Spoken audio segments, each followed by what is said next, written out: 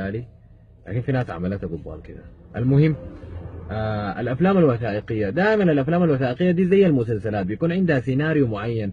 المقدم يتكلم، بعد ذاك يخشوا على الممثلين والناس اللي لهم علاقه بالقصه، بعد ذاك يجيبوا لك المقابله مع الناس برضه يعني اللي لهم علاقه بالقصه، فطوالي بيكون شنو عندها سيناريو معين. فخلونا ناخذ لنا مثال. تتذكروا كوارث الجو؟ بيجيبوا لك طياره طايره وبعد ذاك بتقع.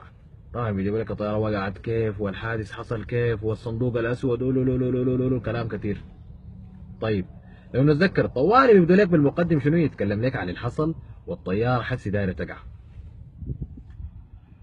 كانت الطائرة تبعد حوالي 300 متر عن سطح البحر، وكان كابتن الطائرة يحاول إبلاغ برج المراقبة بتحطم الطائرة. حسي شنو يجي دور كابتن الطياره؟ نداء إلى برج المراقبة، نداء إلى برج المراقبة، لقد تحطم المحرك الأيمن، لقد تحطم المحرك الأيمن، أكرر نداء إلى برج المراقبة.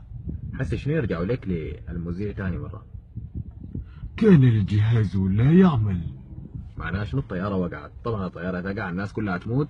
يفضلوا 4 ولا 5 أنفار. دائما بيكون منه الراجل عجوز، ما بعرف السر شنو، يمكن عشان الحكايه قديمه حصل لها كم سنه. المهم يكون منهم راجل عجوز ومره بتكون شايله لها ولد في الطياره زمان، والولد كبير بقى عمره 6 سنة. المهم يبدو لك المقابله مع الراجل العجوز في الحته الخلفيه السوداء ديك، وكاتبين اسمه في الزاويه مارك روبرت ناجم من الحادث. المهم يجي يتكلم لك ويوريك الحصل في الطياره ووقعت كيف.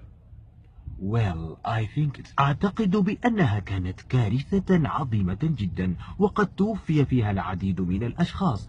إنني لأشعر بالأسى على أسر الذين ماتوا. victims family. بعد ذاك شنو يجي يعملوا نفس المقابلة مع المرأة مع ولدها، توريك كيف انها كانت شايلاه في الطيارة والطيارة كانت دايرة تقع. We survived. لقد نجونا بأعجوبة. كنت أحتضن ولدي وأقول له لا تقلق. Thank you very much. نشوفكم في المرة الجاية.